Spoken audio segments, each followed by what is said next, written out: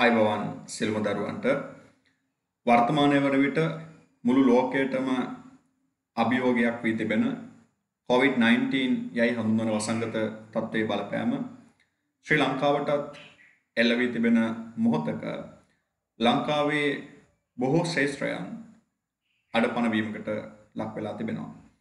විශේෂයෙන්ම මේ අතර අධ්‍යාපන ශාස්ත්‍රය ගත්තහම දරුවන්ගේ පාසල් අධ්‍යාපනය වගේම උපකාරක පන්ති තුලින් ලැබූ අධ්‍යාපනයත් මේ සියල්ලම අහිමි වෙලා තිබෙනවා. මේ තත්වය තුල මේ අභියෝගාත්මක කාල සීමාව තුල දරුවන්ගේ සිහින යථාර්ථයක් බවට පත් කරගෙන එයාගේ ඉලක්ක අරමුණු සාක්ෂාත් කර ගැනීමට එයාගේ අධ්‍යාපනය අඛණ්ඩව කරගෙන යාමට මේ වෙනස් වූ පරිසරය තුල ඔන්ලයින් තාක්ෂණය ඔස්සේ ඔවුන්ව මෙහෙවීමට විශාල වගකීමක් සහ කාර්යභාරයක් ගුරුවරු විදිහට අපිට පැවරලා තියෙනවා. ඒ වගකීම තේරුම් ගත්ත ගුරුවරයෙක් විදිහට මා පළවෙනි කොවිඩ් රැල්ල ශ්‍රී ලංකාවට බලපෑම් කළ අවස්ථාවේදී YouTube channel එකක් ආරම්භ කරලා 13 වසරේ පාඩම් ගණනාවක් ඒ වගේම 12 වසරේ පාඩම් කිහිපයකුත් ඇතුළත් කළා.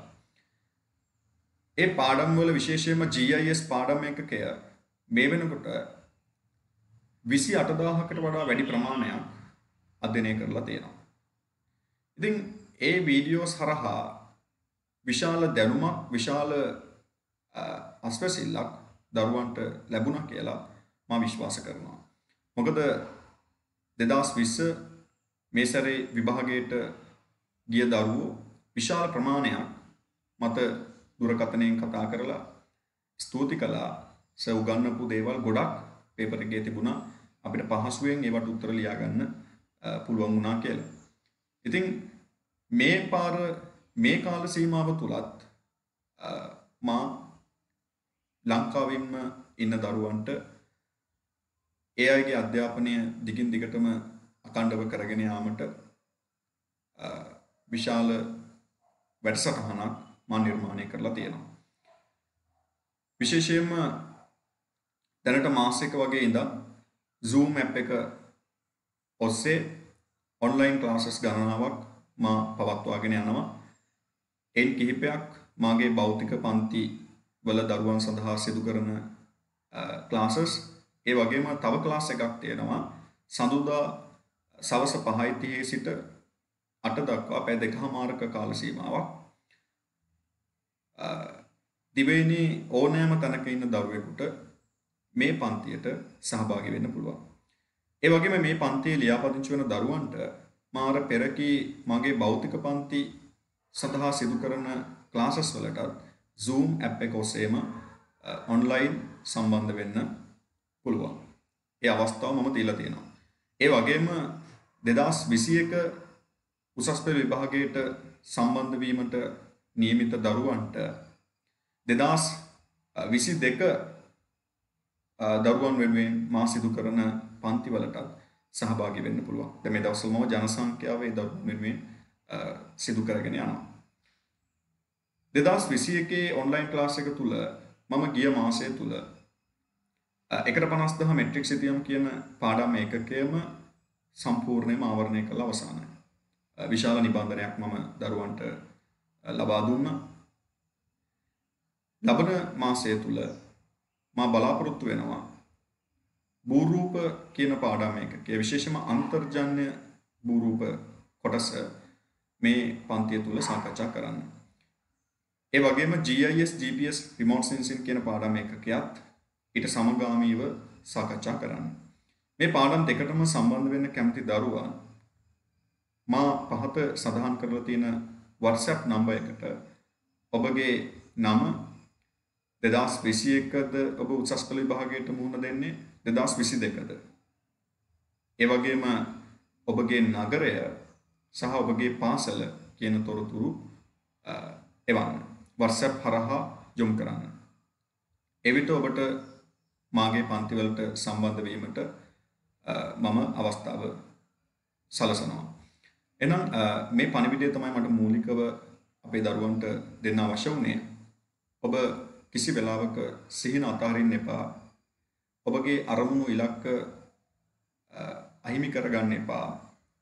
ඔබගේ අරමුණු වෙනස් කරගන්න එපා. උදාහරණයක් ගත්තොත් ඔබ මේ අභියෝගාත්මක කාල සීමාව තුළ ඔබ කලින් ඔබගේ අරමුණු තුමුනේ මම ලෝ ෆැකල්ටි යනවා කියලා.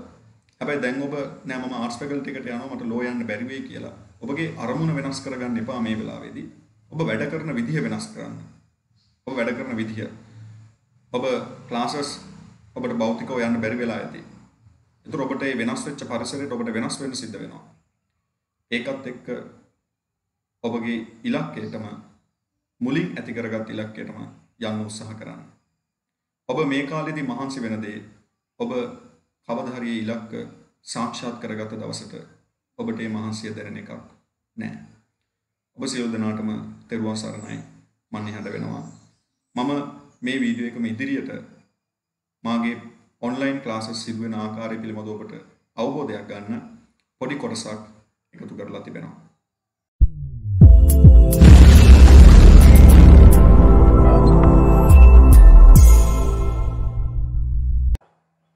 අයිබෝන් දරුවෝ සියලු දෙනාටම ඉතාමත් මාත්‍රයෙන් පිළිගන්නවා බාතිස්සගේ ජෝපුප්පිය පාඩම් මාලාව වෙත. අද අපි සාකච්ඡා කරන්නේ අපොස උසස් පෙළ භූගෝල විද්‍යා ප්‍රශ්න පත්‍රයේ භෞතික භූගෝල විද්‍යා කොටසේ ප්‍රධාන ප්‍රශ්නයක් සෑම වසරකම නිර්මාණය වන භූරූප කියන පාඩම් එකකේ යටතේ අන්තර්ජන භූරූපවල තැටි භූකාරක කල්පිතය කියන සිද්ධාන්තය. මේ පාඩම් එකක කතා කරන්න කලින් මම ඔයාලට දරුවෝ චුට්ටක් මහද්වීප ප්ලාවිත කල්පිතය පිළිබඳව කෙටි පැහැදිලි කිරීමක් කරන්නම්. මොකද මේ පාඩම් එකකේ අවබෝධ කරගන්න නම් තැටි භූකාරක කල්පිතය කියන්නේ මොකක්ද කියන එක පිළිබඳව අවබෝධයක් ගන්න නම් මහද්වීප ප්ලාවිත කල්පිතය පිළිබඳව චූටි අවබෝධයක් තියෙන්න ඕන. මෙතනදී මම මහද්වීප ප්ලාවිත කල්පිතය උගන්වන්නේ නැහැ. මෙතනදී මම බැටි අවධානයක් යොමු කරන්නේ තැටි භූකාරක කල්පිතයට. දරුවෝ මේ මහද්වීප ප්ලාවිත කල්පිතය ඉදිරිපත් කරන්නේ ඇල්ෆ්‍රඩ් බ්‍රෙක්නර් 1915 දී. ඔහු කියනවා වර්තමානයේ තියෙන සාගර මහද්වීප සියල්ලක්ම මීට වසර මිලියන 200කට පෙර ආතුව එකට එකතු වෙලා සුපිරි ගොඩබිමක් විදිහට පැවතුන අය ඒවා පසුකාලීනව පාසාන තැටි විදිහට වෙන් වෙලා පාවෙලා ගොස් වර්තමානයේ තිබෙන මේ මහද්වීප 7 සහ සහගර 5 නිර්මාණය වුණා කියලා. මේ සඳහා ඔහු සාක්ෂි ඉදිරිපත් කරලා තියෙනවා. ඔහුගේ කල්පිතය තුළ පුරා චුම්බක සාක්ෂි, පුරා දේශගුණ විද්‍යාත්මක සාක්ෂි, ජීව විද්‍යාත්මක සාක්ෂි විතරක් නෙමෙයි ප්‍රතිමුඛ වෙරළ ගැලපීම පිළිබඳ සාක්ෂි. මේ වගේ සාක්ෂි ගණනාවකින් මොහු කිව්වේ මේ තැටි පාවෙලා ගිහින් තියෙනවා. ඒක ඔහු සනාථ කරා. හැබැයි ඔහුගේ කල්පිතයේ තුල තිබිච්ච ප්‍රධානතම දුර්වලතාවයක් තමයි මේ තැටි පාවෙලා යන්න හේතුව පැහැදිලි කරලා තිබුණේ නැහැ. ඒ දක්වලා තිබිච්ච හේතුව වුවත් ඒක විද්‍යාත්මකව පිළිගන්න පුළුවන් හේතුවක් නෙමෙයි. මේ නිසා බොහෝ විද්‍යාඥයෝ පසුකාලීනව මේ වෙග්නර්ගේ කල්පිතය විවේචනය කරන්න පටන් ගත්තා. ඒ වගේම බොහෝ භූ විද්‍යාඥයින් මේ වෙග්නර් ඉදිරිපත් කරපු සංකල්පය, ඒ කියන්නේ තැටි පාවී යාමේ සංකල්පය පිළිබඳව ගැඹුරින් හදාරන්න පටන් ගත්තා. මේ තැටි පාවී යාමට හේතු හොයන්න පටන් ගත්තා. සාගරික පතුල් අධ්‍යයනය කරන්න ගත්තා. මහද්වීප පතුල් නැමි කඳු ආඝාත කලාප අධ්‍යයනය කරන්න පටන් ගත්තා. අන්නේ අධ්‍යයනවල අවසාන ප්‍රතිඵලයක් විදිහට තැටි භූකාරක කල්පිතය ඉදිරිපත් වෙනවා. එයම තැටි භූකාරක කල්පිතය කියන්නේ මොකක්ද දරුවෝ? එහෙනම් වර්තමානයේ පවතින මහද්වීප හා සාගර සියල්ලක්ම නිර්මාණය වීම කෙරෙහි බලපෑම් කර ඇති තැටි චලනය වීමට හේතු පැහැදිලි කරන කල්පිතයට අපි කියනවා තැටි භූකාරක කල්පිතය කියලා. පැහැදිලිද? මම ආයේ නැවත වතාවක් කියන්නම්. තැටි භූකාරක කල්පිතය කියන්නේ මොකක්ද දරුවෝ? වර්තමානයේ පවතින මහද්වීප සහ සාගර නිර්මාණය වීම කෙරෙහි බලපෑම් කරලා තියෙන තැටි චලනය වීමට හේතු පැහැදිලි කරන මේ පාසාන තැටි චලනය වීමට හේතු පැහැදිලි කරන සංකල්පය කල්පිතය අපි කියනවා තැටි භූකාරක කල්පිතය කියලා. අපි මේක පිළිබඳව එනම් ටිකක් ගැඹුරින් සාකච්ඡා කරමු කොහොමද මේ තැටි චලනය වෙන්නේ කියලා. මම දන්නවා ඔබට මේ සම්බන්ධයෙන් කුතුහලයක් ඇති මේ පාසාන තැටි චලනය වීම සම්බන්ධයෙන්. අපි යොමු වෙනවා මේ සම්බන්ධයෙන් තීරි කොටස්. හරි පුතා. එතකොට මේ සංකල්පේ බිහි වෙන්නේ මේ තැටි භූකාරක කල්පිතය කියන එක බිහි වෙන්නේ මහද්වීප ප්ලාවිත කල්පිතයේ දුර්වලතාවයක් වෙච්ච තැටි චලනය වීමට හේතු පැහැදිලි නොකිරීම. ඒකට පිළිතුරක් විදිහට තමයි මේක බිහි වෙන්නේ. ඇත්තටම 1950න් පසුව ඔය සාගරික පතුල් ආඝාත නැමිකඳු වාසිතව සිදු කරපු පර්යේෂණවල ප්‍රතිඵලයක් විදිහට මේ තැටි භූකාරක කල්පිතය බිහි වෙනවා. ඒ වගේම දරුවෝ මේක ඉදිරිපත් කිරීමේදී මේ තැටි භූකාරක කල්පිතය ඉදිරිපත් කිරීමේදී එක පුද්ගලයෙක් විතරක් වැදගත් වෙන්නේ නැහැ. ආතර් හෝම්ස්, හැරි හේස්, ඩොන් මැකන්සි කියන භූවිද්‍යාඥයින් සිදු කරපු පර්යේෂණවල ප්‍රතිඵලයක් විදිහට තමයි මේ තැටි භූකාරක කල්පිතය ලෝකෙට ඉදිරිපත් වෙන්නේ. හැබැයි මෙතනදී මේ ආතර් හෝම්ස් කියන නැමැත්තා වැඩි දායකත්වයක් වැඩි කාර්යභාරයක් මෙතනදී සිදු කරලා තියෙනවා මේ තැටි භූකාරක කල්පිතය ඉදිරිපත් කිරීමේදී. එතකොට මේ අය ගොඩක් වෙලාවට අර මම කිව්වා වගේ සාගරික පතුල් අධ්‍යයනය කරන්න පටන් ගත්තා. කොහොමද මේවා පාවෙලා ගින් තියෙන්නේ? මේගොල්ලෝ ආඝාත අධ්‍යයනය කරන්න ගත්තා. මේවා චලනය වෙන්නේ කොහොමද? පොළොව අභ්‍යන්තරය පිළිබඳව මේගොල්ලෝ භූකම්පන තරංග වගේ දේවල් යොදාගෙන අධ්‍යයනය කරන්න පටන් ගත්තා. මෙන්න මේවේ අවසාන ප්‍රතිඵලය තමයි තැටි භූකාරක කල්පිතය විදිහට ඉදිරිපත් වෙන්නේ. දැන් දරුවෝ මේ තැටි භූකාරක කල්පිතය කියන්නේ මොකක්ද කියන එක දැන් ඔබ දන්නවා. මේ මහත් වර්තමානයේ තියෙන සාගර සහ මහද්වීප ටික නිර්මාණය වෙන්න බලපෑම් කරලා තියෙන මේ තැටි චලනය වීමට හේතු පැහැදිලි කරන න්‍යායයට තමයි අපි තැටි භූකාරක කල්පිතය කියලා කියන්නේ. ඒතර වර්තමානයේ ප්‍රධාන තැටි හතක් තියෙනවා. අප්‍රධාන තැටි රාශියක් තියෙනවා. ප්‍රධාන තැටි විදිහට උතුරු ඇමරිකානු තැටිය තියෙනවා. ඒ වගේම දකුණු ඇමරිකානු තැටිය තියෙනවා. මේ පැත්තෙන් යුරේසියානු තැටිය එනවා. ඒ වගේම අප්‍රිකානු තැටිය එනවා.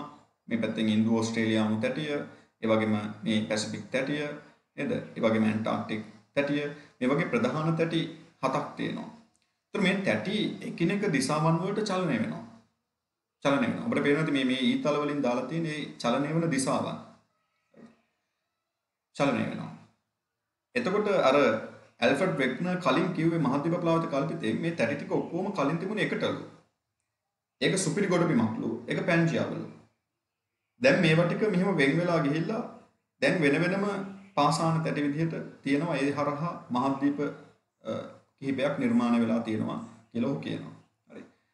එතකොට මේකෙදිත් අපිට පැහැදිලි වෙන දේ තමයි මේ තැටි චලනය වෙනවා. මේකෙදී අපි පැහැදිලි කරන්න යන්නේ තැටි චලනය වීමට හේතු. හරි. දැන් දරුවෝ සාමාන්‍ය මේ තැටියක් චලනය වෙනවා කියන එක මේ අපිට පේන්නේ නැහැ. මොකද ඉතාමත්ම සෙමින් තමයි මේ චලනය වීම සිද්ධ වෙන්නේ. මොකද අවුරුදු මිලියන 200ක ඉඳලා තමයි මේක මේ විදිහට වෙනස් වෙලා තියෙන්නේ. මුතු මේ දවසකින් දෙකකින් නෙමෙයි. ලොකු කාලයක් තිස්සේ.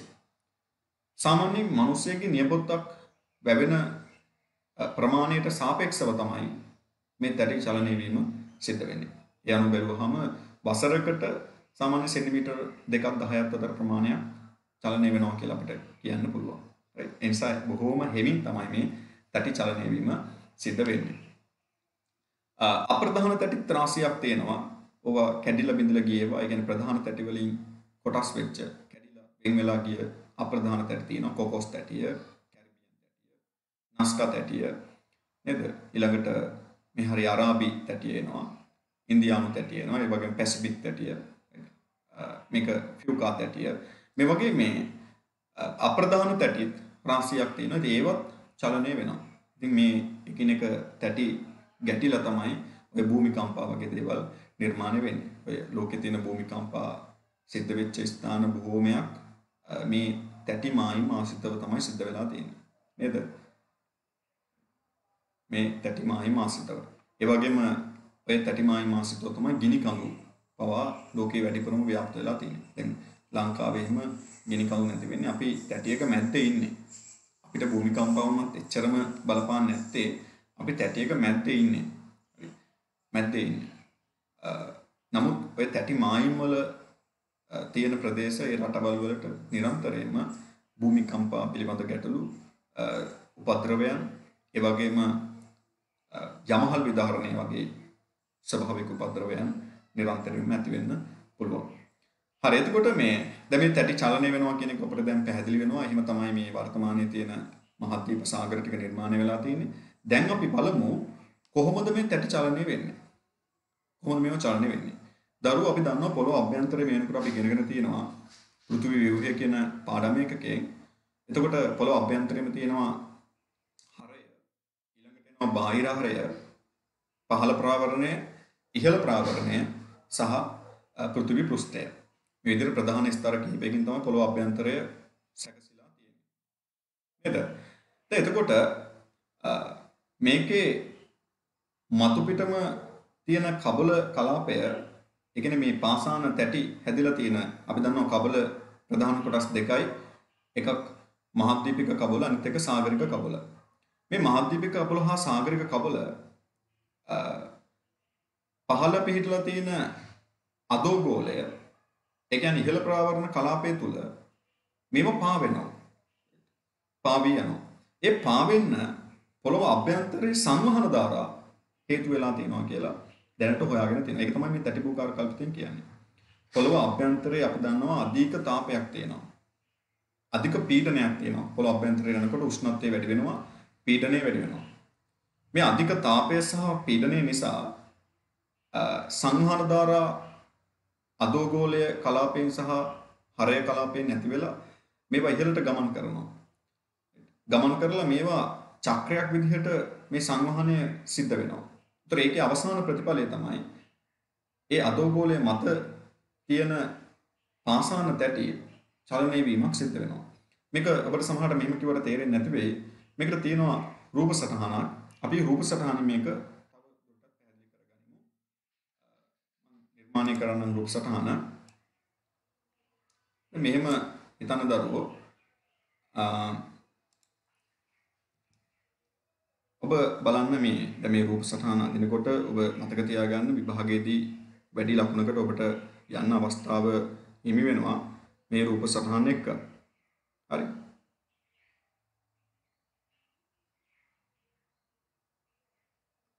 මේකේ හරියටම අඳින්න ටිකක් අමාරුයි අර බෝඩ් එකේ අඳිනවා වගේ නෙමෙයි ස්මාර්ට් බෝඩ් එකේ පෙන් එකකින් අඳිනකොට. ඉතින් මම උත්සාහ දරන්නම් ගොඩාක් වෙලාවට ඒ හැඩය ගන්න.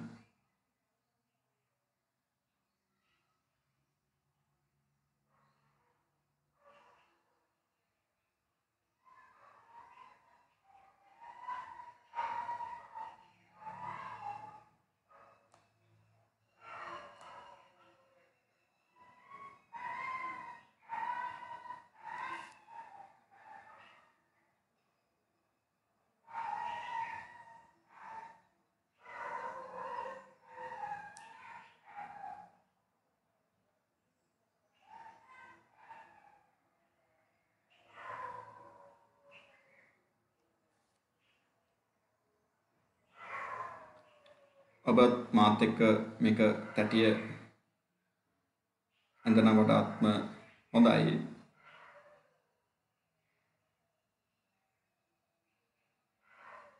හරි. එතකොට මේ තියෙන්නේ අභ්‍යන්තර හරය.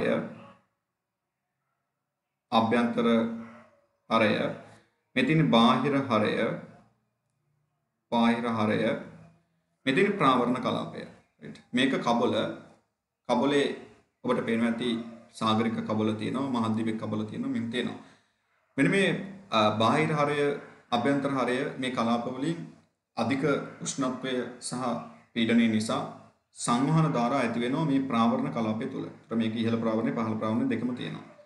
මේ කලාපය තුල ඔය සංවහන ධාරා ඇති වෙනවා. මෙන්න මෙහෙම සංවහන ධාරා ඉහළට එනවා. right. මෙහෙම එනවා ඉහළට. ඉහළට ඇවිල්ලා මේවා ඉහළදී ඒ කියන්නේ සාමාන්‍යයෙන් මේ පෘථිවි පෘෂ්ඨයේ ඉහළ මායිමටම ඇවිල්ලා මේවා දෙපසට ගමන් කරන්න පටන් ගන්නවා මේ විදිහට. මේකත් දෙපසට ගමන් කරනවා මේ. සංවහන ධාරා රත් වෙලා මේවා ඉහළට එනවා. ඊට පස්සේ දෙපසට ගමන් කරනවා. ඊට පස්සේ ටිකක් දුර මේ විදිහට ගමන් කරනකොට දරුවෝ මේ රත් වෙලා ප්‍රසාරණය වෙලා ආපු සංවහන ධාරා ටිකක් දුර මේ පෘථිවි පෘෂ්ඨය දිගේ මෙහෙම දෙපසට යනකොට පෘථිවි පෘෂ්ඨය ටිකක් සිසිල් නිසා මේවා සිසිල් වීමකට ලක් වෙනවා. දැන් උණුසුම් වෙලා ආපු සංවහන ධාරා සිසිල් වීමකට ලක් වෙනවා.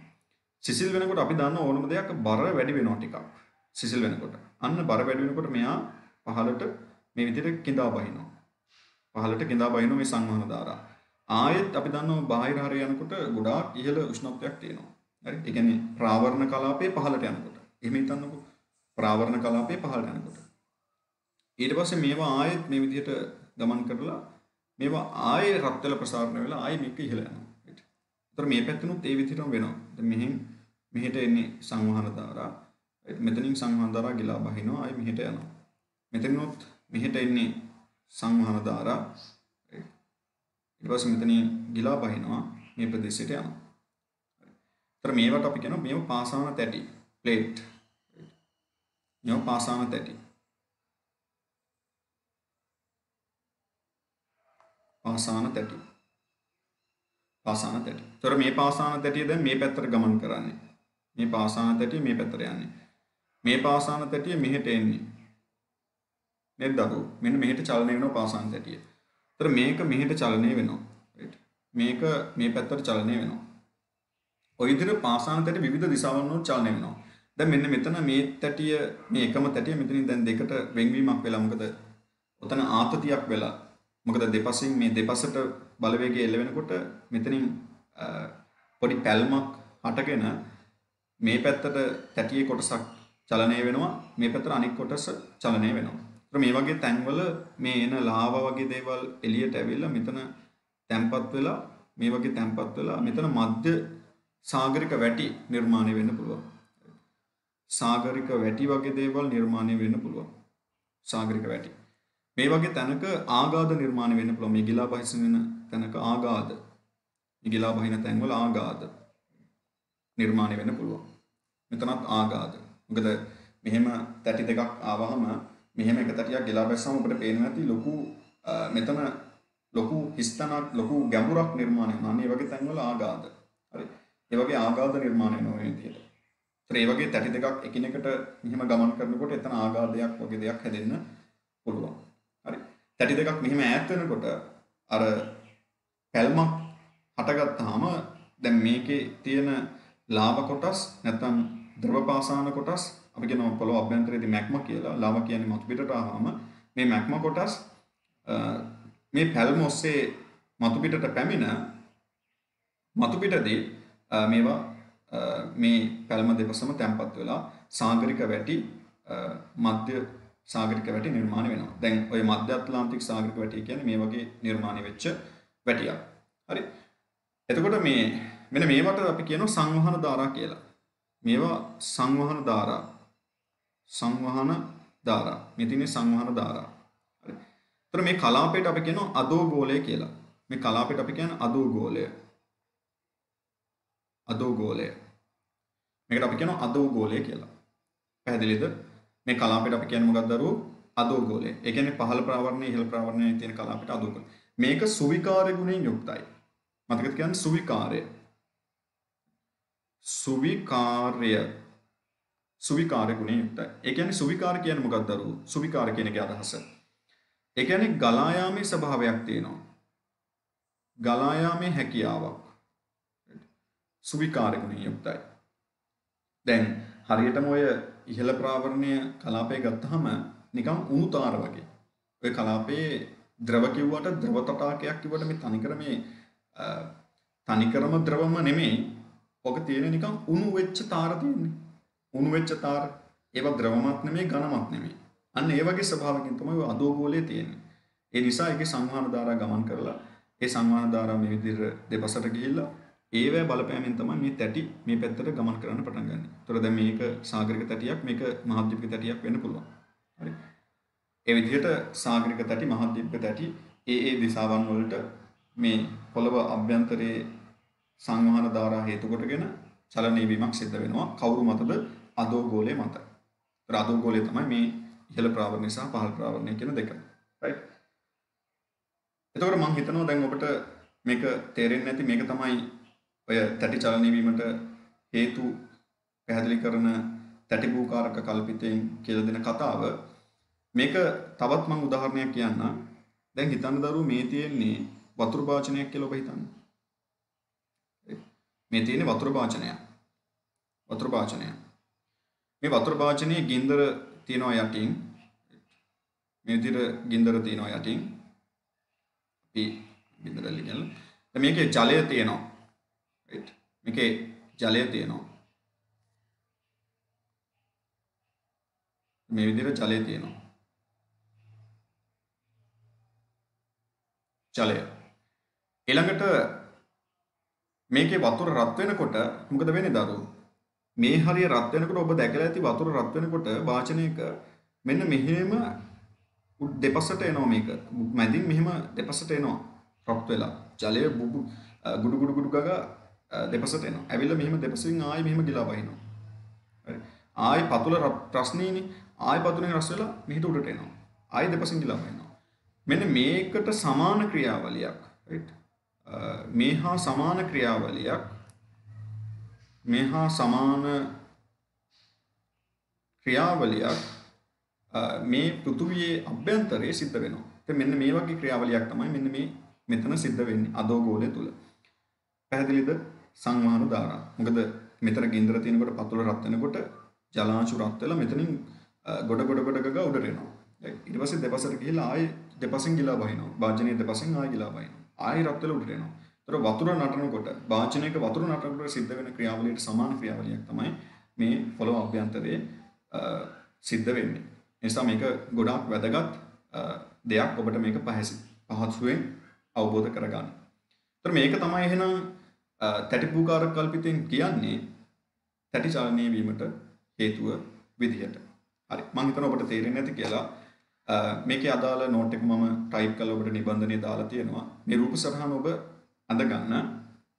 ඔබට ඒ සඳහා කාලයක් ලබා දීලා තියෙන්නේ.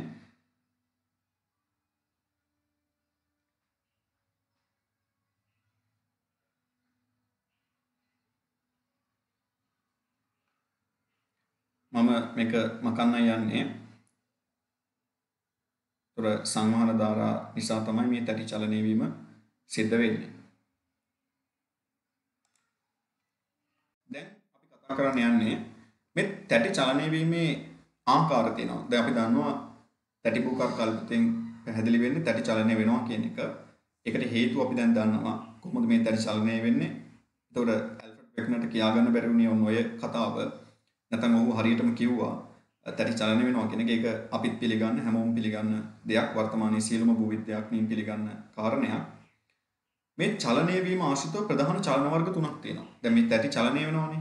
ඒ චලන ආශ්‍රිතව චලන වර්ග තුනක් තියෙනවා. එක්කෝ තැටි දෙකක් අපසාරී වෙන්න පුළුවන්. ඒ කියන්නේ මෙහෙම තියෙන තැටි දෙකක් දෙපසට යනවා අපසාරී. එක්කෝ තැටි දෙකක් අபிසාරී වෙන්න පුළුවන්. ඒ කියන්නේ තැටි දෙකක් මෙහෙම එකිනෙකට මුහුණලා ගමන් කරන්න පුළුවන්. එහෙම නැත්නම් තැටි දෙකක් එකට ලිස්සා යන්න පුළුවන් මේ විදිහට ආංශික විදිහට. තීරයක් චලන මායිම කියලා අපි මේකට කියනවා. ආංශික විදිහට මෙහෙම තැටි දෙකක් එකට ඇතිලී යන්න පුළුවන්. හරි. එතකොට මෙන්න මේ චලන මායිම් වර්ග තුන තමයි දැන් අපි සාකච්ඡා කරන්න යන්නේ. අපි මුලින්ම කතා කරමු දරුවෝ අපසාරී චලන පිළිබඳව. අපසාරී චලන. එතකොට මොකද්ද පුතා මේ අපසාරී චලනයක් කියන්නේ? තැටිතල දෙකක් අපසරණය වීම හෙවත් දෙපසට යාමට අපි කියනවා අපසාරී චලන කියලා. මොකද තැටි පාසාන තැටි දෙකක් අපසරණය වීම නැත්නම් දෙපසට යාම අපි කියනවා අපසාරී චලන කියලා. ඇත්තටම මේකේ තියෙන ලක්ෂණ මොනවද? එකක් තමයි මේක සැබවින්ම නිර්මාණාත්මක ක්‍රියාවලියක්. දැන් ඔබ චුට්ටක් මතක කරගන්න කලින් රූප සරහන මම ඇඳපු ඔබට මතක ඇති මම සංවහන ධාරා එන තැන තැටි දෙක දෙපසට යනවා. එතන මධ්‍ය ඇට්ලාන්ටික් සාගරික වැටියක් නිර්මාණය වෙනවා කියලා මම කිව්වා. නේද? අන්න ඒ වගේ තැට් දෙකක් දෙපසට යන තැන ගොඩක් වෙලාවට වෙන්නේ නිර්මාණාත්මක ක්‍රියාවලියක්. නිර්මාණාත්මක ක්‍රියාවලියක්. ඒතර මොනවද මේ නිර්මාණය වෙන්නේ? මොනවද නිර්මාණය වෙන්නේ? දරුවෝ මේ නව ශිලාගෝලයක් නිර්මාණය වෙන්න පුළුවන්. මොකද පොළව අභ්‍යන්තරයේ පාෂාණ ද්‍රව තත්වයේ තියෙන්නේ ඒ මැග්ම අර වගේ පාෂාණතරි දෙපසට යනකොට විශාල විවරයක් කුස්තූරයක් නිර්මාණය වෙනවා. ඒකෙන් අර මැග්ම ටික එළියට ඇවිල්ලා ඒ කුස්තූරය දෙපස තැම්පත් වීමක් සිද්ධ වෙනවා. ඒතර ඒකෙන් නිර්මාණය වෙන්නේ සැබවින්ම අලුත් ශිලාගෝලයක්. මොකද මැග්ම ඇවිල්ලා තැම්පත් වෙලා අලුතෙන් ශිලාගෝලය හැදෙනවා. ශිලාගෝලය හැදෙනවා. ඒ නිසා මේක නිර්මාණාත්මකයි. දැන් මේක සාගරික පතුල් වල වෙනකොට සාගරික වැටි නිර්මාණය වෙනවා. මේක සාමාන්‍ය සාගරික පතුලක සිද්ධ වෙනකොට සාගරික වැටි වගේ දේවල් නිර්මාණය වෙනවා. හරි. ඒකට හොඳම උදාහරණයක් තමයි ඔබ අහලා ඇති මධ්‍ය ඇට්ලාන්ටික් සාගරික වැටිය. මධ්‍ය ඇට්ලාන්ටික් සාගරික වැටිය. මේක දරුවෝ කිලෝමීටර් 1,60,000ක් පමණ දිගකින් යුක්තයි. ඒ වගේම මේක මීටර් 4,250ක් පමණ උසකින් යුක්තයි. ඒ විදිහට වර්ධනය වෙලා තියෙන මධ්‍ය ඇට්ලාන්ටික් සාගරික වැටිය මේ සඳහා කදිම දිස්ුණා. මොකද මැදින් මැග්ම ඇවිල්ලා දෙපස තැම්පත් වෙවි මේ වැටිය දිගින් දිගට වර්ධනය වෙනවා. යම් කාලයකදී මේ තැටිය මේ වැටිය සාගර තලයෙන් උඩට උනත් වර්ධනය වෙන්න පුළුවන්. තාම නම් මධ්‍ය ඇට්ලාන්ටික් සාගරික වැටිය එහෙම සාගරික කලාපය තුල උඩට වර්ධනය වෙච්ච අවස්ථාවක් තාම නැහැ. හැබැයි කවදා හරි කාලයකදී මේක සාගරික ජල මට්ටම අභිබවා එතනින් ඉහළටත් මේ වැටිය වර්ධනය වෙන්න පුළුවන්. මොකද නිරන්තරයෙන් මැග්ම ඇවිල්ලා වැටිය දෙපස තැම්පත් වෙනවා. නිසා මේක පැහැදිලිවම නිර්මාණාත්මක ක්‍රියාවලියක් මේ අපසාරී චලනාශ්‍රිතව සිද්ධ වෙන්නේ. එතකොට දරුවෝ අපි මේකෙදී අපිට තියෙන රූප සටහනක් අඳින්න ඔබ මාත් එක්ක මේ රූප සටහන අඳින්න ඔබ අනිවාර්ය විභාගයේදී මේ සම්බන්ධයෙන් ප්‍රශ්නයකට පිළිතුරු ලියනකොට ඔබ මුලින්ම කරන්න ඕන දැන් තැටිමායිම් චලන වර්ග 3 ඇහුවොත් එහෙම මුලින්ම චලන මායිම ලියන්න අපසාරී චලන මායිම කියලා. ඊට පස්සේ ඔබ අඳින්න මේ රූප සටහන ඊට පස්සේ තමයි ඔබ මම නෝට් එකේ දාලා තියෙන විස්තරය ඉදිරිපත් කරන්න ඕන. ඉතින් අර විස්තරය තමයි මම ඔබට කෙටියෙන් මෙතන පැහැදිලි කරේ. මම ඔබ විස්තරාත්මකව ඔබගේ නිබන්ධනය තුල ඇතුළත් කරලා තියෙනවා.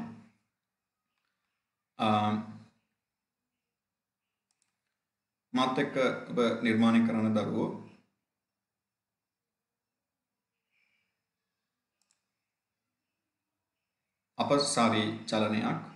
අපසාරී චලනයක් හරි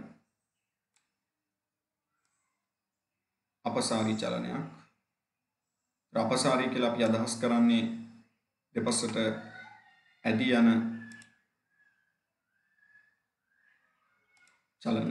දැන් මම මේක නිර්මාණය කරනවා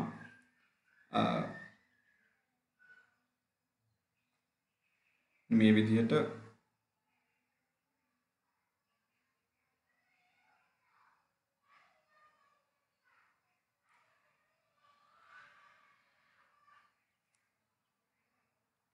පැටි දෙකක් දෙපසට යාම සිද්ධ වෙන්නේ. ඔබට මේ රූප සටහන එහෙම අඳින්න පුළුවන් විභාගයේදී.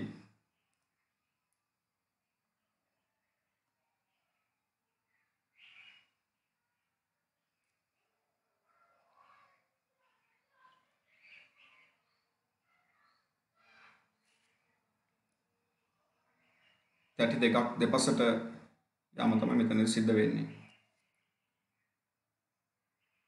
මේ විදිහට ඔබ අඳින්න මේක හරිම සරල අඩු වේලාවකින් නිර්මාණය කරන්න පුළුවන් රූප සටහනක්. ඔබට අඩු වේලාවකින් නිර්මාණය කරන්න පුළුවන් මේ රූප සටහන.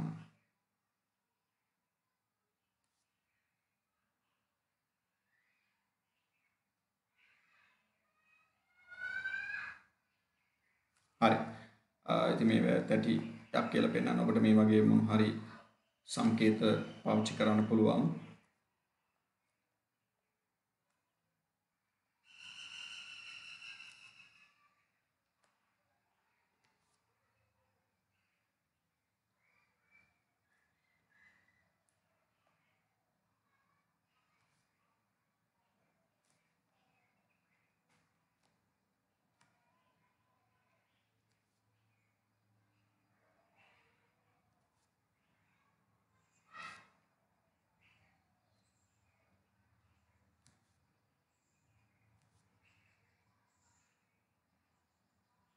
හරි. දැන් ඔබට මේක තැටි දෙක මේ තියෙන ප්ලේට් මම මේක ප්ලේට් කියලා ලියන්නම්. නැත්නම් පාෂාණ තැටි කියලා ලිව්වත් ප්‍රශ්නයක් නැහැ ඔබ විභාගෙදී. right. ප්ලේට් තැටිය. ඊළඟට මේ තැටිය මොකද වෙන්නේ? මේක මේ පැත්තට ගමන් කරනවා. මේ තැටිය කොයි පැත්තටද ගමන් කරන්නේ? මේ පැත්තට ගමන් කරනවා. තැටි දෙක දෙපසට යාමක් තමයි අපි අපසරණ චලන මායිම කියලා කියන්නේ. මේ රූප සරහන ඔබ විභාගයේදී අඳින්න මේක හොඳටම ප්‍රමාණවත් ඔබට ලකුණු ලබා ගන්න. ඉතින් රූප සරහන් කියන ඒවා අනිවාර්යයෙන්ම ඔබ මතක තියාගන්න ඕන. අපසාරේ චලන මායිම. චලන මායිම. අපසාරේ චලන මායිම. හරි. මේ රූප සරහන අඳ ගන්න ඉක්මනට දරුවෝ.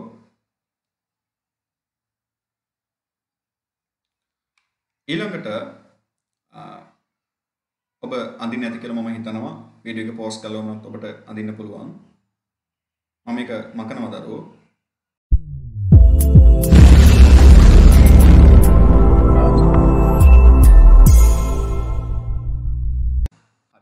මේ ජනසංඛ්‍යා පිරමීඩයක් කියන්නේ මොකක්ද මුලින්ම වැදගත් වෙනවා. යම්කිසි රටක ජනසංඛ්‍යාවක වයස් ව්‍යුහයක්, භූමිතිරි ව්‍යුහයක් යන දෙකම එකවර පෙන්눔 කරනු ලබන තීරු ප්‍රස්ථාර විශේෂයට අපි කියනවා ජනසංඛ්‍යා පිරමීඩය කියලා. මොකක්ද? යම්කිසි රටක වයස් ව්‍යුහයත් භූමිතිරි ව්‍යුහයත් කියන දෙකම එකවර පෙන්눔 කරන්න පුළුවන් තීරු ප්‍රස්ථාර විශේෂයට අපි කියනවා ජනසංඛ්‍යා පිරමීඩය. මේක මේ සමහර ගුරු මේ ජනසංඛ්‍යා පාඩම යටතේ මේක අඳින හැටි උගන්වනවා. නමුත් මේක මෙතනදී උගන්වන්න ඕන එකක් නෙමෙයි. රයිට්? මේක මෙතනදී උගන්වන්න අවශ්‍යතාවයක් නැහැ කිසිසේත්ම.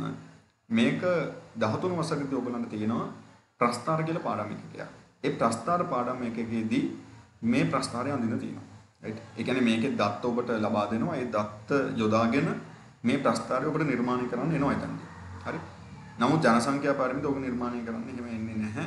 ජනසංඛ්‍යාව අතන ප්‍රස්ථාර වලින් තමයි එන්නේ. රයිට්? මේ ප්‍රස්ථාර ඔයගලන්ට තාම 12 වසරේ පටන් අරගෙන ඉවරයිනේ. ඒ විතරනේ. ඉතින් 13 පාඩම ගන්නන්නේ නැහැ. දැන් ඒක 13 තියෙන පාඩමක්. හරි. එතකොට මේ එතෙන්දී මම මේ පිරමීඩ ටික හරි ලස්සනට උගන්වනවා මේක අඳින හැටි. දැන් මම මේක අඳින හැටි මෙතෙන්දී උගන්වන්නේ නැහැ. මෙතෙන්දී උගන්වන්නේ මම මේ පිරමීඩය කොහොමද අපි විශ්ලේෂණය කරගන්නේ. මේ පිරමීඩයේ හැඩය වෙනස් වීම මත ඒ රටේ ජනසංඛ්‍යාව වෙනස් වීම කොහොමද අපි හඳුනගන්නේ? ඒවෙන් පුරෝගතන කරන්නේ කොහොමද? කැපිපෙන ලක්ෂණ මොනවද? එක එක හැඩයන් වල තියෙන වයස් මේ පිරමීඩයන් වල අනුව එක එක රටවල ලක්ෂණ මොනවද ජනසංඛ්‍යාවේ? එක එක රටකින් රටකට මේ පිරමීඩයේ හැඩය වෙනස් වෙනවා. ඕනම රටකට මේ පිරමීඩය අඳින්න පුළුවන්. මතක තියාගන්න. ඕනම රටක ජනසංඛ්‍යාවක් පෙන්වන්න මේ පිරමීඩය අඳින්න පුළුවන්. මුළු ලෝකෙම ජනසංඛ්‍යාව පෙන්වන්න උනත් මේ පිරමීඩය අඳින්න පුළුවන්. ඒක හොඳට මතක තියාගන්න. එතකොට හැම රටකම මේ පිරමීඩයේ හැඩය වෙනස්. සමහර රටවල පිරමීඩයේ පතුල මේ හරියට කියන අපි පතුල කියලා මේ පතුල පළල් වෙන්න පුළුවන්. සමහර රටවල මේ පිරමීඩයේ මැද හරිය පළල් වෙන්න පුළුවන්. නැත්නම් මැද හරිය මේ විදිහට හීනි වෙන්න පුළුවන්. මුදුන ගොඩාක් හීනි වෙන්න පුළුවන් මේ විදිහට. නැත්නම් මුදුන ගොඩාක් පළල් වෙන්න පුළුවන්. ඒතර ඕකෙන් ඒ වගේ හැඩය වෙනස් වෙනවා. ඒ හැඩය වෙනස් වෙන්නේ ඇත්තටම කවුරු පදනම් කරගෙනද? උපත් සහ මරණ පදනම් කරගෙන. උපත් අනුපාතිකය හා මරණ අනුපාතිකය පදනම් කරගෙන තමයි මේ හැඩය වෙනස් වෙන්නේ. මම ඔයගලන්ට ප්‍රජාවිද්‍යාත්මක සංක්‍රාන්ති න්‍යාය සංකල්පය ඉගෙනුවේ මෙතනදී වැදගත් වෙන නිසා. ඔයගලන්ට මතක ඇති මම ඒක උගන්වන්න කිව්වා. සමහර රටවල් තියෙනවා ඉහළ උපත් ඉහළ මරණ. දැන් අප්‍රිකාවේ සියරාලියෝන්, ලෙසොතෝ, ස්වාසිලන්තේ, නයිජීරියා මේ වගේ රටවල් ගත්තොත් එහෙම ඉහළ උපත් ඉහළ මරණ. ඒ කියන්නේ උපත් අනුපාතිකයත් ඉහළයි, මරණ අනුපාතිකයත් ඉහළයි. හැබැයි අපි ජපානයේ පැත්තට ගියොත් එහෙම පහළ උපත් පහළ මරණ. රයිට්. උපතුත් පහළයි, මරණත් පහළයි. රයිට්. අන්න ඒ විදිහට එක එක රටවල උපත් අනුපාතිකය හා මරණ අනුපාතිකයේ වෙනස් වීම මත මේ පිරමීඩයේ හැඩය වෙනස් වෙනවා. දැන් නයිජීරියාවේ ඉහළ උපත් ඉහළ මරණනේ. ඒ හින්දා ඒගොල්ලන්ගේ පිරමීඩයේ හැඩය නිකන් මෙන්න මේ වගේ හැඩයක්මයි එන්නේ. රයිට්. මේ දැන් ඇෆ්ගනිස්තානේ මෙන්න මේ වගේ හැඩයක්මයි එන්නේ. හැබැයි ජපානය ගත්තොත් එහෙම ඒගොල්ලන්ගේ හැඩය වෙනස්. මොකද පහළ උපත් පහළ මරණ. ඒගොල්ලන්ගේ හැඩය එන්නේ නිකන් මෙහෙම මම ඒක ඉස්සරහට අඳින්න දෙනවා අපිට අද. අපි මෙන්න මේක තමයි අද දැන් සාකච්ඡා කරන්නේ. හරි. එතකොට දැන් එහෙනම් පිරමීඩ ජනසංඛ්‍යා පිරමීඩය කියන්නේ යම්කිසි රටක ජනසංඛ්‍යාවක වයස් ව්‍යුහයක් භූමිතිර ව්‍යුහයක්. දැන් අපිට පේනවා මේ තියෙන්නේ ඔය පිරමීඩාකාර ප්‍රස්ථාරයකට හොඳ උදාහරණයක්. මේ තියෙන්නේ නිවැරදිව නිර්මාණය කරපු පිරමීඩාකාර ප්‍රස්ථාරයක්. ඇෆ්ගනිස්තානයේ 2000 වර්ෂයේ ජනසංඛ්‍යාව සඳහා. රයිට්. මේ පිරමීඩාකාර ප්‍රස්ථාර නිර්මාණය කරලා තියෙන්නේ ඇෆ්ගනිස්තානයේ 2000 වර්ෂයේ ඒගොල්ලන්ගේ ජනසංඛ්‍යාව පෙන්වන්න. 2000 දී right. ඒතර මේ පිරමීඩය ඔබට පේනවා මේ පැත්තේ යට තියෙනවා ජනසංඛ්‍යාව population මිලියන් වලින් තියෙන්නේ හරි. ඒතර මේ පැත්තට දාලා තියෙනවා පුරුෂ male මැද මෙහෙම රේඛා දෙකක් ඇවිල්ලා තියෙනවා සිරස්. ඒ සිරස් රේඛාවෙන් පෙන්වන්නේ වයස. ඔබට පේනවා 0.4 5 9 10 14 මිනිත් දක්වලා දෙනවා. මේ තිරස් රේඛාවෙන් පෙන්වන්නේ ජනසංඛ්‍යා ප්‍රමාණය. 0 0.5 1 1.5 මොනවද මිලියන හොඳ.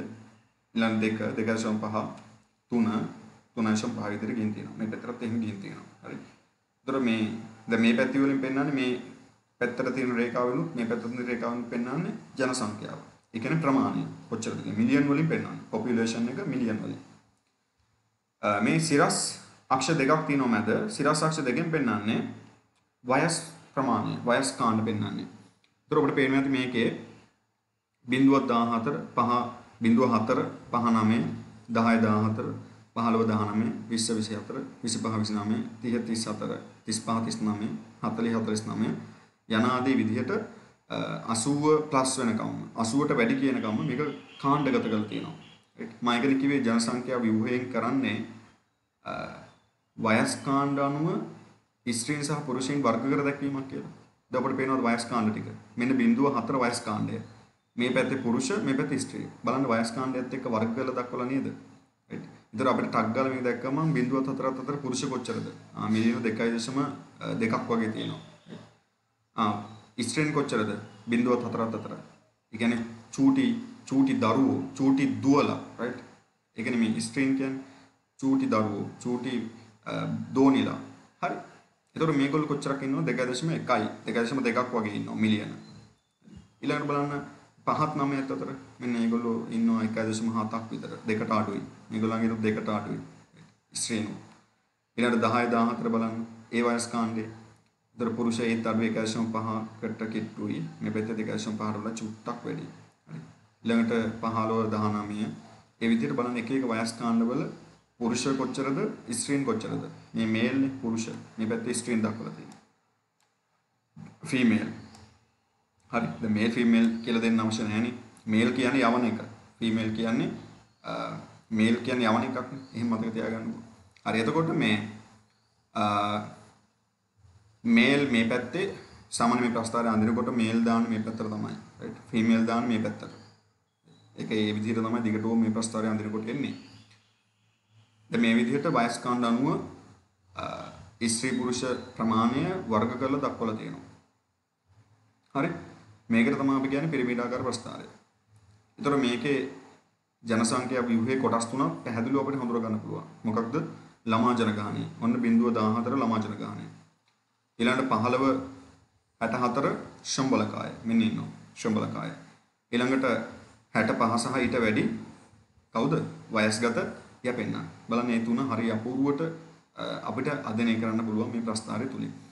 දැන් අපිට දත්ත ටිකක් දෙනවට වඩා මේ වගේ ප්‍රස්ථාරයක මේ දත්ත ටික නිරූපණය කරලා තිබ්බහම අපිට දැක්ක ගමන් ඒ රටේ ජනසංඛ්‍යාව ගැන අදහසක් කියන්න පුළුවන්. ඒ කියන්නේ ඒ රටේ ජනසංඛ්‍යාව තුළ ළමා ජනගහනය වැඩිද? ඊට පස්සේ ශ්‍රම්බලකාය කොච්චරක් ඉන්නවද? වයස්ගත පිරිස කොච්චරක් ඉන්නවද? අපිට මේ අවබෝධය ටක් ගාලා එනවා. අනේ ඒක තමයි මේකේ තියෙන වාසිය. ඒක තමයි මේකේ වාසිය. මේ ප්‍රස්ථාරයේ අඳින්නේ ඒක. මම කිව්ව එක ජනසංඛ්‍යා ව්‍යුහය පෙන්වන්න පාවිච්චි කරනවා ජනසංඛ්‍යා පිරමීඩය. හරි. පිරමීඩය. එයano පිරමීඩය කියන්නේ මොකක්ද? රම් කිසි රටක ජනසංඛ්‍යාවක වයස් ව්‍යුහයක්. මේ තියෙන වයස් ව්‍යුහය. ඔන්න වයස් ව්‍යුහයේ ශ්‍රම්බලකාය ළමා ජනගහනයේ වයස්ගත පිරිස. ඔන්න වයස් ව්‍යුහය.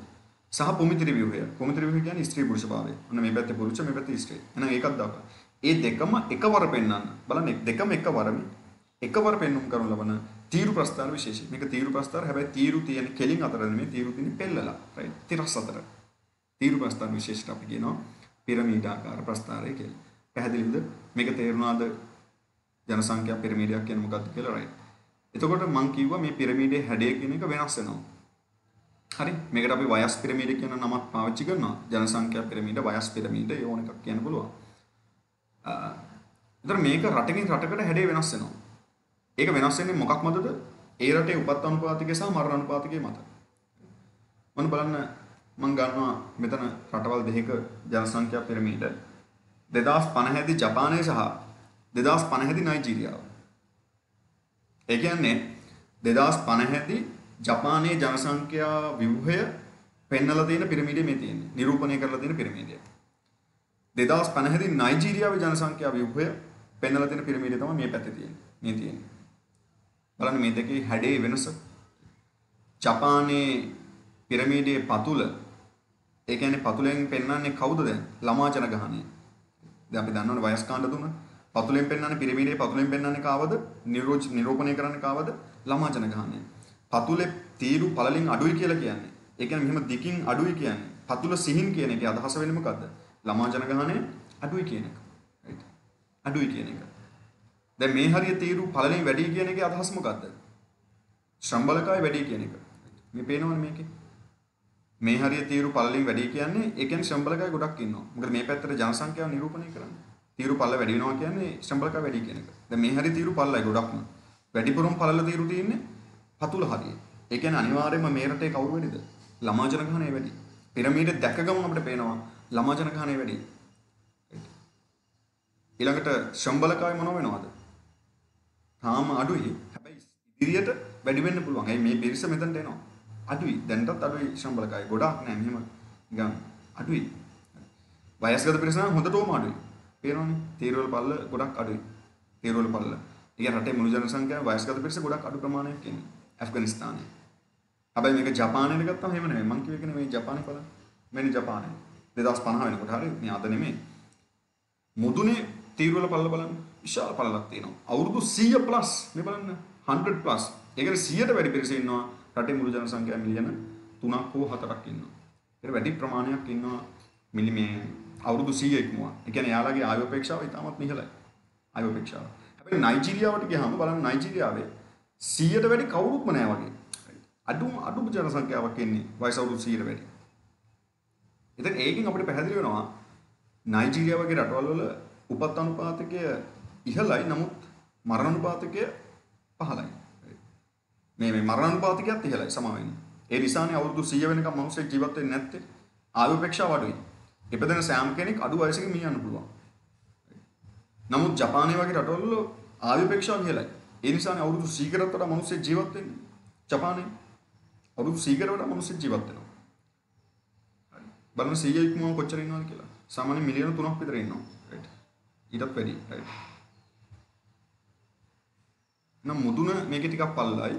ශ්‍රම බලකායත් ඉන්නවා. සැලකුණු ප්‍රමාණයක් ඉන්නවා. ඉදිරියේදී තවත් වැඩි වෙනවා මේ. දැන් මේ පිරිස ඇත්තටම දැන්ටත් වැඩිහිටි පිරිසනේ ආයෙත් වෙන්නේ. මොකද 65 සහ ඊට වැඩි නෙමෙයි. මෙන්න මෙතනින් උඩනේ.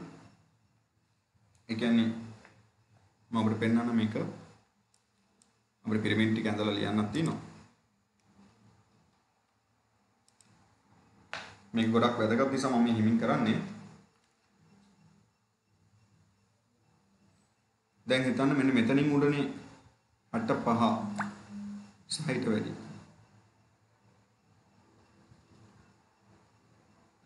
මෙතනින් උඩනේ ඇත්තටම කවුද? මෙතනින් උඩනේ ඉන්නේ කවුද? වැඩිහිටි පිරිස. බලන්න ජපානයේ වැඩිහිටි පිරිස තාමත් ඉහළයි. කියන්නේ මුදුන හරිය පළලයි. දැක්ක ගම අපිට පේනවා ජපානයේ වයස්ගත ජනගහනය වැඩි කියලා. බලන්න ඒගොල්ලන්ගේ ශ්‍රම බලකාය 15 මෙතන ඉඳන්. මෙන්න ශ්‍රම බලකාය.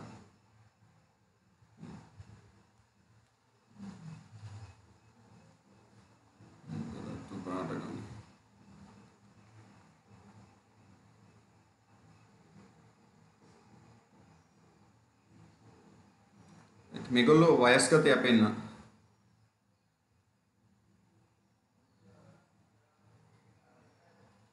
වයස්ගත වූවා. මෙන්න ළමා ජනගහනය බොහොම අඩුයි. චුට්ටයි. බොහොම පොඩ්ඩයි. තීරුවල පළ ගොඩක් අඩුයි. මේගොල්ලෝ ළමා ජනගහනය. ළමා ජනගහනය. දැක්කද වෙනස? නමුත් නයිජීරියා බලන්න ළමා ජනගහනය අන්න වැඩිපුරම පළල තීරු තියෙන්නේ සමා වෙන මෙතනින් ඉන්නවා නා. වැඩිපුරම පල්ල තීරු තියෙන්නේ ළමා ජනගහනය තුල. තීරුවල පල්ල ගොඩාක් වැඩි. ඒ කියන්නේ ඒ රටවල ළමා ජනගහනය වැඩි. 2050 දී වර්තමානයේ කොහොමත් වැඩි. 2050 දී නයිජීරියාවේ ළමා ජනගහනය වැඩි. ළමා ජනගහනය. ඊළඟට ඒගොල්ලන් බලන්න ශ්‍රම බලකාය වැඩි වෙමින් පවතිනවා. මේ හරිම ඔකේ. මේ ප්‍රමාණය මේ ටික. ඒක අඩුයි හොඳටම අඩුයි. වයස්ගත පිරිස එහෙ හොඳටම අඩුයි. වයස්ගත පිරිස. හැබැයි මෙහි වයස්ගත පිරිස ගොඩක් වැඩි. බලන්න මම මේ දෙකේ වෙනස පෙන්වන්න ගත්තේ. ඒතකොට 2050 දී නයිජීරියාවේ ගත්තොත් ඉහළ උපත් ඉහළ මරණ.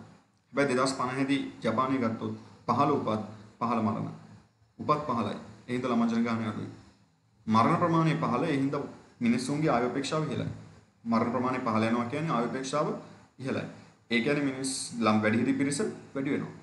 ආයු අපේක්ෂාව ඉහළ යනවා කියන්නේ වැඩිහිටි පිරිස වැඩි වෙනවා. හරි. දැන් මේකේ වෙනස ඔබට හොඳට තේරෙනවා ඇති. මම අකනවා මේක.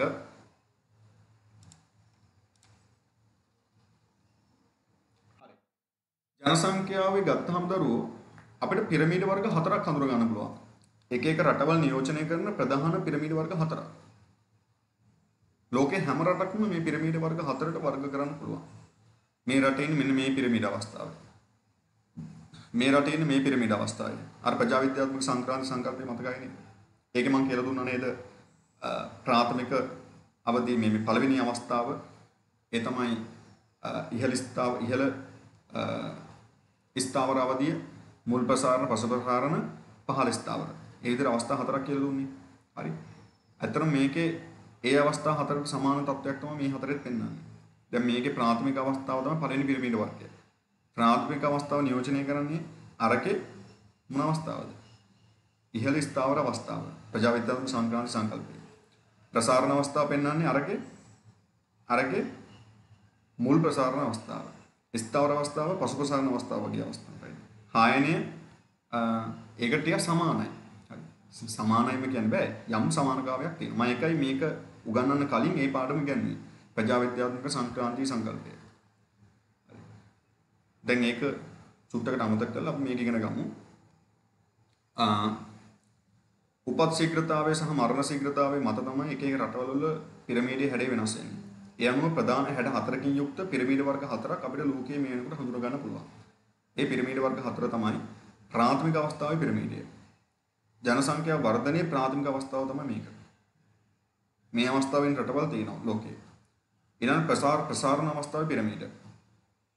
මේකේ ජනසංඛ්‍යා වර්ධනයක් සිද්ධ වෙන වැඩි වර්ධනයක් ස්ෆෝටනයක් සිද්ධ වෙන අවස්ථාව. සැබෑම ජනසංඛ්‍යා වර්ධනයක් සිද්ධ වෙන්නේ මේ අවස්ථාවේ මේ පිරමීඩයේ නියෝජනය කරන රටවල් වල. හොඳ ජනසංඛ්‍යා වර්ධනයක් තියෙනවා. ඉන්දියාව, චීනය වගේ රටවල් වල මේ අවස්ථාවේ විශේෂයෙන්ම ඉන්දියාව, පාකිස්තානය වගේ රටවල් වල අපි මේක දකිනවා. හරි. ඒගොල්ලන්ගේ ජනසංඛ්‍යා වර්ධනය වේගවත්. වර්ධනය වැඩි. ප්‍රසාරණය වැඩි. එන්න ලාර්ජ් වෙනවා. ඒගොල්ලන්ගේ ජනසංඛ්‍යාව විශාලණය වෙනවා. මොකද ඒගොල්ලෝ නියෝජනය කරන්නේ ප්‍රසාරණ අවස්ථාවේ පිරමීඩයක්. ස්ථාවර අවස්ථාව. හරි.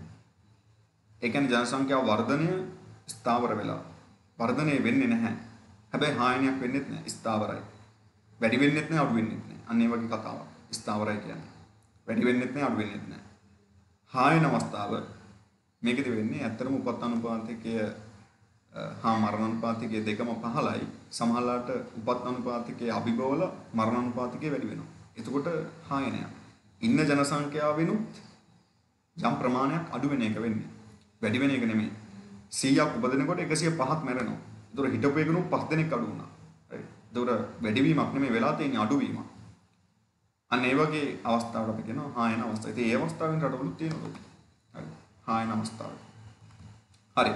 එතකොට දැන් මෙන්න මේ විදිහට අපිට ප්‍රධාන ජනසංඛ්‍යා පිරමීඩ වර්ග 4ක් හඳුනා ගන්න පුළුවන්. ප්‍රාථමික අවස්ථාව, ප්‍රසාරණ අවස්ථාව, ස්ථාවර අවස්ථාව සහ හායන අවස්ථාව කියලා. හරි. දැන් මේකේ පිරමීඩ වර්ග 4 මේ තියෙන හැඩයන් ඔබට මම අඳින්න ඔතන තියලා තියෙනවා ඊට කලින් අපිට ලියා ගන්න